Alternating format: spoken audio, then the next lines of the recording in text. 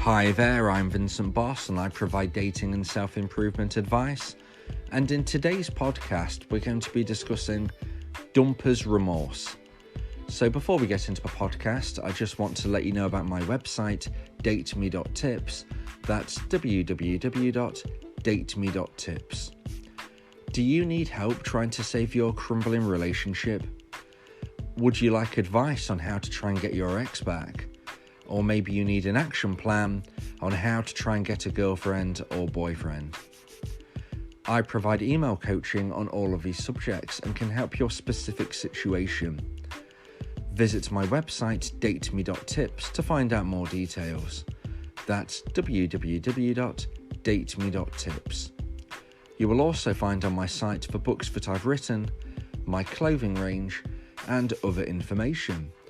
So now let's get back into today's podcast, and today we are discussing dumpers remorse. So if you've been dumped, or indeed if you are the dumper, then you might be wondering, will the dumper ever go through dumpers remorse? Okay, so if you are the dumpee and you want to try to get your ex back, then you are probably going to be wondering this question. And if you have just dumped somebody yourself, you might also be wondering, am I likely to ever regret the decision? Am I ever going to feel remorseful for what I have done? And the answer is yes, you are likely to, okay? But it depends on whether you want to take action on that in regards to whether the connection can be rekindled. So it's a natural reaction for a dumper at some stage to show remorse. And this is because the person you have dumped is probably going to be somebody you was in love with at some stage. If you was in a relationship, if you was in a position to dump somebody, then that goes without saying that you was in a relationship and you was in love with them at some stage.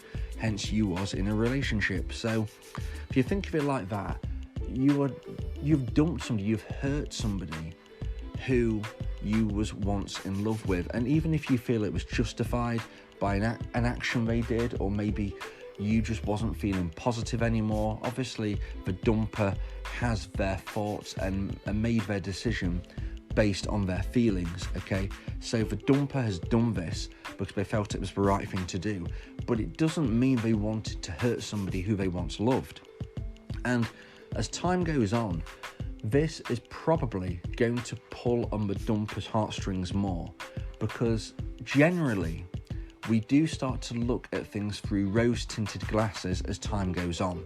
So there was a study done, I can't remember exactly where it was done, but the study basically showed the results that bad memories fade quicker than good memories, okay?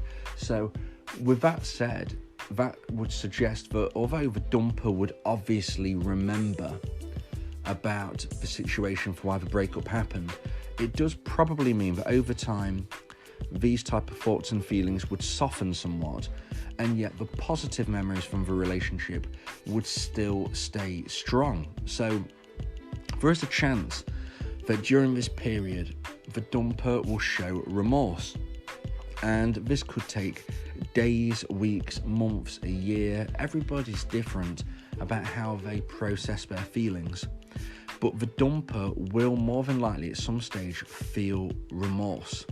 So if you're the dumpee, you're probably thinking, well, if most dumpers feel remorse, then surely that means we can definitely get back together then. Unfortunately, that is not always the case. There is no 100% guaranteed way to get your ex back. It doesn't always happen, and that's because dumpers' remorse doesn't always become a regretful feeling in which they really push to rekindle the relationship. The remorse is just a passing kind of phase which they can make a decision on about whether they want to try to make things work again, so to speak, to speak with the dumpee and to try to fix what went wrong and create a new relationship. So as the dumpee, what can you do to try to make the dumper move from these kind of just remorseful feelings to actually wanting to take action? Because as the dumpee, you need to realise that you do not have the power in the situation. The dumper made the decision to end the relationship, and the dumper needs to make the decision to want to try to rekindle things. Now, you don't have to accept that if and when they come back to you. Okay, this could be months down the line and you could be happy in a new relationship, or maybe you just don't want to speak with the dumper anymore. Doesn't mean you've got to accept this, but what it does mean is you can't persuade your ex to take you back. You can't beg them, plead with them, you can't reason with them, because it has to be genuine, organic feelings. You know, the dumper needs to feel like that they really want to do this. So they've made the decision to end the relationship. They need to make the decision that they want to try to restart it. And this will begin when they start to feel remorseful. But as the dumpee, you need to make sure that this remorseful feeling really grows into missing you and for them wanting to take action. So what can you do? Well, the first thing is to respect their decision. So if you've been dumped, you are going to be going through emotional turmoil, but you need to make sure you stay as emotionally stable as possible, okay? Because if you don't, and if you start becoming overly aggressive, overly emotional, overly kind of somebody who is just not accepting the decision, okay? If you don't respect their decision, then they are not going to want to kind of get back in touch, because nobody wants to be in a relationship with somebody who is emotionally unstable.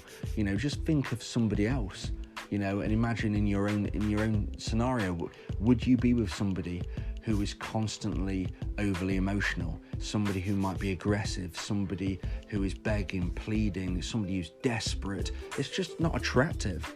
So if you now think of it from a dumper's perspective, they are not going to want to try to rekindle things if they see you in this way, if they see that you're not even respecting their decision. Because if you respect their decision, if you know, you're going to be getting a bit emotional, that's natural. But you need to kind of just basically say to your ex, look, if you ever want to talk, then just get back in touch, okay? And then you leave it from there. And that is when you need to be speaking with your friends and family. If you need to go and see a professional like a doctor or something, because of if you're feeling very depressed, that's what you need to do. You know, you need to be speaking to everybody else but your ex, okay? You need to respect their decision. And if you do that, then you are already putting yourself in a better position. So there is a lot more to it than just that. It's basically starting with my version of a no contact rule. There are many different versions of a no contact rule that you can find online, and I believe that my version gives you the best possible chance of trying to get your ex back. So I suggest that you subscribe to my podcasts so that you can familiarize yourself with my version of a no contact rule and everything that goes with it, because there are other little bits and bobs and things that I suggest you do to really kind of pull on your ex's heartstrings, to really help move the dumper's remorse into being a real strong kind of missing you feeling, to the stage of when they really just need to reach out. Because if you can do everything right, then you are going to create the correct conditions for your ex to feel like that they've made the wrong decision. But as I said, the first and most important thing is you need to respect their decision. Stop trying to reason with them, stop begging them, stop pleading with them, stop phoning them up, crying on the phone. You know, you just need to accept the decision.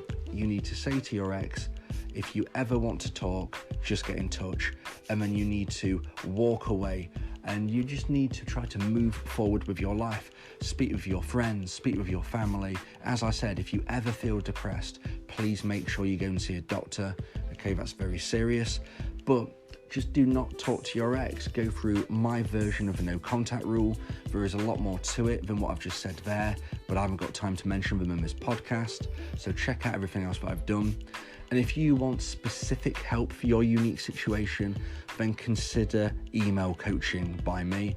You can find details of that on my website, dateme.tips. That's www.dateme.tips. So I hope you've enjoyed today's podcast. And if you are a dumpee, then remember, you know, there's no 100% guaranteed way you can get your ex back. But if you do everything right, then you stand an excellent chance of one day hearing from them again.